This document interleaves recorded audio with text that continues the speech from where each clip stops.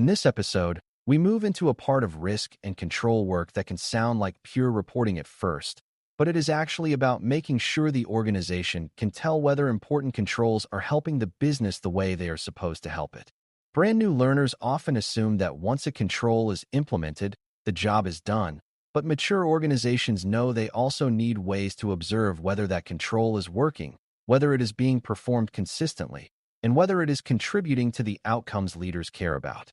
That is where collaboration with control owners becomes so important, because the people closest to a control usually understand its daily reality better than anyone reading a policy or risk report from a distance.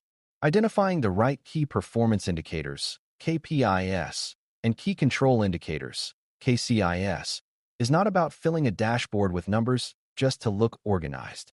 It is about choosing meaningful signs that help the organization judge performance, control health, and the need for attention before weak visibility turns into poor decisions. Before we continue, a quick note. This audio course is a companion to our course companion books. The first book is about the exam and provides detailed information on how to pass it best. The second book is a Kindle-only ebook that contains 1,000 flashcards that can be used on your mobile device or Kindle. Check them both out at cyberauthor.me in the Bare Metal Study Guide series. A useful place to start is with the idea of a control owner, because this topic makes much more sense once you understand who that person is and why their involvement matters. A control owner is usually the person or group accountable for making sure a specific control exists, operates as intended, and continues to support the objective it was created to support.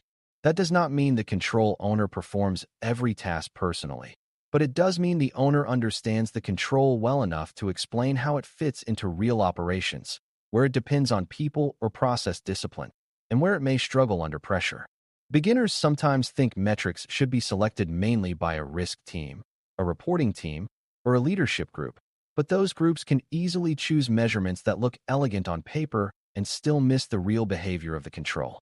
Collaboration with control owners helps ground the conversation in operational truth, which is exactly what good KPI and KCI identification depends on. Without that collaboration, the organization may end up measuring activity that is easy to count but not truly helpful in understanding whether the control environment is strong or weakening. The difference between KPIs and KCIs is one of the most important concepts in this topic, because new learners often hear the two terms and assume they mean basically the same thing. KPIs focus on performance and outcomes, which means they help the organization understand whether a process, function, service, or business activity is achieving what it is supposed to achieve. KCIs focus more directly on the condition and operation of controls, which means they help show whether the safeguards meant to support that activity are present, functioning, and being carried out consistently enough to matter. That difference is subtle at first, but it becomes clearer when you picture the relationship. A KPI might show whether a process is meeting expected timing, quality, or service standards, while a KCI might show whether the review step, approval step, reconciliation step, or oversight mechanism inside that process is actually operating the way the organization intended. Both matter, and both can support better decisions, but they answer different questions. KPIs ask whether the broader activity is performing well, while KCIs ask whether the controls supporting that activity remain healthy and reliable. This distinction matters because organizations can get into trouble in both directions if they identify only one type of indicator. If leaders watch only KPIs, they may see that a process appears efficient or productive and assume everything underneath it is healthy, even when the control environment is quietly weakening. If they watch only KCIs, they may see that control steps are being completed and still miss the bigger question of whether those steps are actually supporting the business outcome they were meant to protect. Collaboration with control owners helps avoid both problems because those owners can explain how the control fits into performance and how weak control operation might affect service, reliability, compliance, or customer experience over time. Beginners sometimes think indicator identification is a narrow reporting exercise, but it is really about connecting control reality to business meaning. A strong set of KPIs and KCIs gives the organization a more balanced view, showing not only whether the work is getting done, but whether the protection around that work is staying credible enough to support continued trust.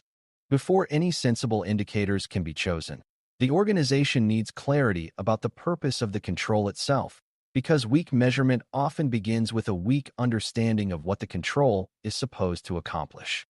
A control may exist to prevent unauthorized action, improve process accuracy, reduce fraud opportunity, ensure proper review, support reliable recovery, or create visible accountability around a risky activity. If that purpose is fuzzy, the resulting KPIs and KCIs are likely to be fuzzy as well. Control owners add value here because they usually understand not only the formal objective of the control, but also how it behaves in the real environment, including the pressures it faces and the problems it is meant to reduce. That helps the organization move from vague ideas about effectiveness into more targeted thinking about what should be observed. Beginners benefit from seeing that indicators should not be chosen because they are fashionable, easy to produce, or commonly used elsewhere. They should be chosen because they help answer the practical question of whether the control is supporting its intended objective and whether the surrounding process is staying inside the performance boundaries the business considers acceptable. Once the control objective is clear, collaboration can focus on identifying KPIs that reveal whether the broader process or business activity is achieving the outcome leaders expect. This is important because controls are not installed in a vacuum. They exist to support something larger, such as accurate transactions, dependable service delivery, responsible access, timely approvals, or consistent handling of sensitive information.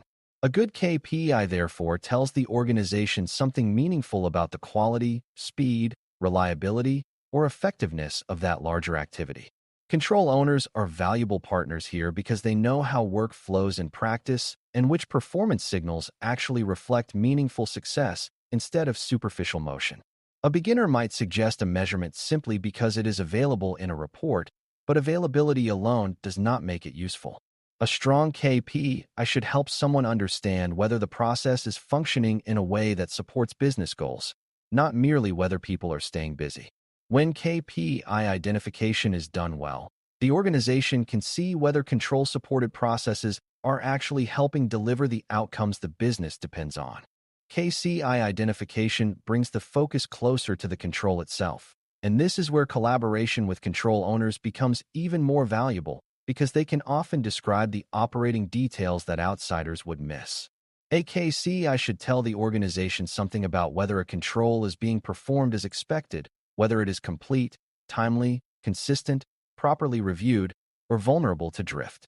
That does not mean every KCI must be highly technical or complicated. In many cases, the most useful KCI is the one that clearly shows whether the safeguard exists in meaningful practice rather than just in documentation. A control owner might explain that the real sign of control weakness is not only whether a review happens, but whether it happens on schedule, covers the right population, resolves exceptions, and receives management follow-up when something looks wrong. Those insights matter because a poorly chosen KCI can create false comfort by showing that a control step occurred without revealing whether it was rushed, partial, or ineffective. Good collaboration helps make sure the KCI reflects real control health rather than ceremonial completion. One of the most useful habits in this work is asking control owners what signs they would personally watch if they were worried the control was beginning to weaken. That question often leads to better indicators than starting with a blank report template and trying to fill it with numbers.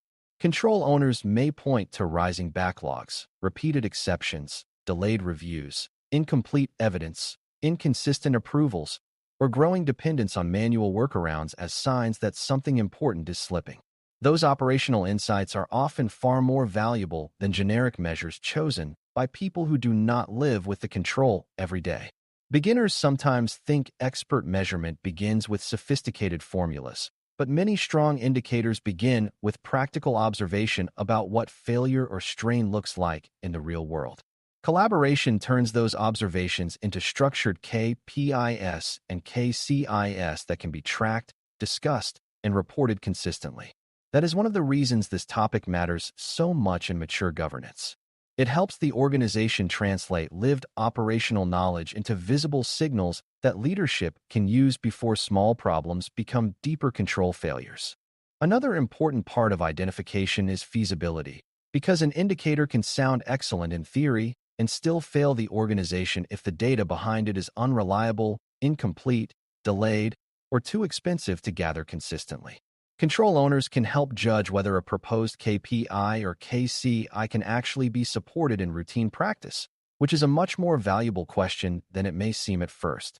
A beginner may think the best indicator is simply the one most closely tied to the control objective, but if the organization cannot collect it consistently or explain it clearly, the result may be confusion instead of insight. Good collaboration helps balance ideal measurement with practical measurement. That does not mean settling for meaningless numbers just because they are easy to produce, but it does mean choosing indicators that the organization can define clearly, gather repeatedly, and interpret honestly over time. A strong KPI or KCI should be useful enough to matter and practical enough to survive beyond the first burst of enthusiasm. That balance is one of the clearest signs that identification is being handled with operational maturity rather than with reporting ambition alone. Thresholds and baselines also need attention during identification, because a number by itself rarely tells anyone when concern should rise or what level of change deserves follow-up. If an organization identifies a KPI or KCI but never decides what normal looks like or what movement should trigger review, the indicator may end up sitting in reports without influencing action. Control owners are often essential in these discussions because they know what regular variation looks like, where seasonal or workload shifts tend to occur, and which kinds of changes may signal real control strain instead of routine fluctuation. This helps the organization avoid two common mistakes, which are overreacting to ordinary movement and ignoring early drift that falls just short of a formal limit. Beginners often focus on the indicator itself and forget that interpretation is part of identification. In practice, identifying a useful KPI or KCI includes deciding what range supports confidence, what range deserves attention, and what range signals that the control or process may need deeper review. Without that interpretive frame, the organization may collect data faithfully while learning very little from it. Ownership of the indicators themselves is just as important as ownership of the controls behind them, because someone must be accountable for reviewing results, explaining unusual movement, and making sure concerning changes do not disappear into passive reporting cycles. A KPI or KCI should not exist as a disconnected number that nobody feels personally responsible for understanding. Collaboration with control owners helps establish who will validate the data, who will interpret the changes, who will escalate concerns, and who will speak to the business meaning of the indicator when leadership asks questions. Beginners sometimes assume the existence of a dashboard is enough, but dashboards do not create accountability on their own. An indicator becomes useful only when it is tied to a process of review and response involving real people with clear roles. When control owners participate in identification, ownership is usually much stronger because the indicators feel tied to actual operations rather than imposed by an outside group. That sense of ownership matters because indicators that no one feels responsible for are often the first ones to become stale, misunderstood, or quietly ignored when organizational attention shifts elsewhere. This topic also includes a very human challenge, which is avoiding the temptation to choose indicators that make the control environment look good rather than indicators that tell the truth.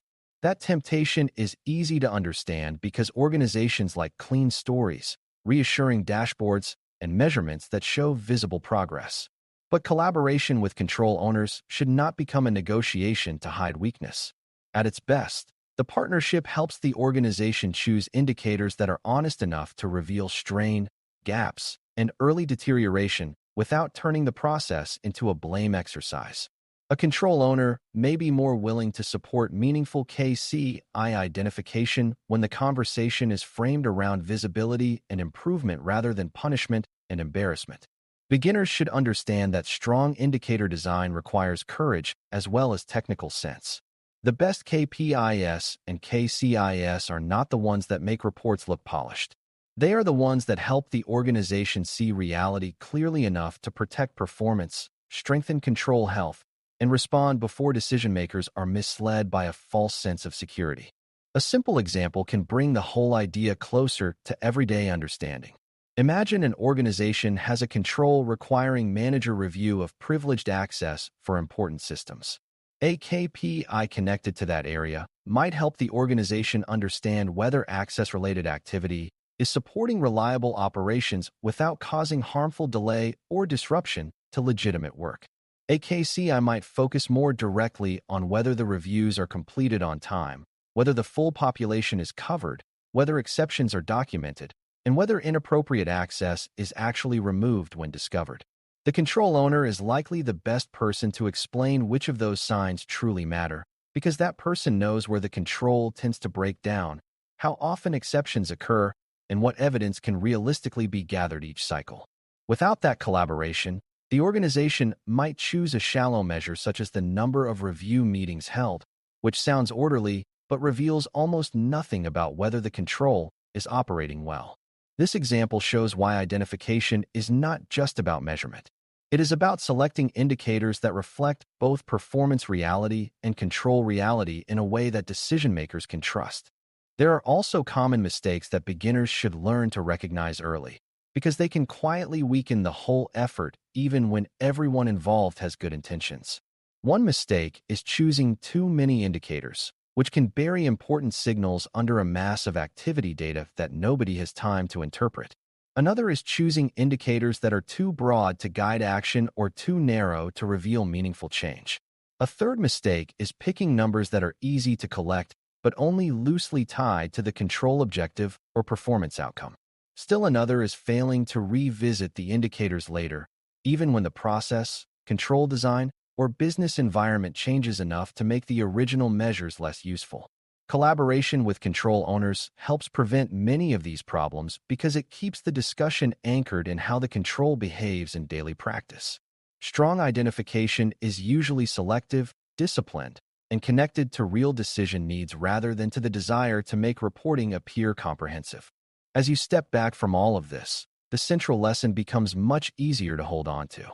Collaborating with control owners on KPI and KCI identification means working with the people closest to the control so the organization can choose indicators that are relevant, practical, interpretable, and genuinely helpful in understanding both business performance and control health.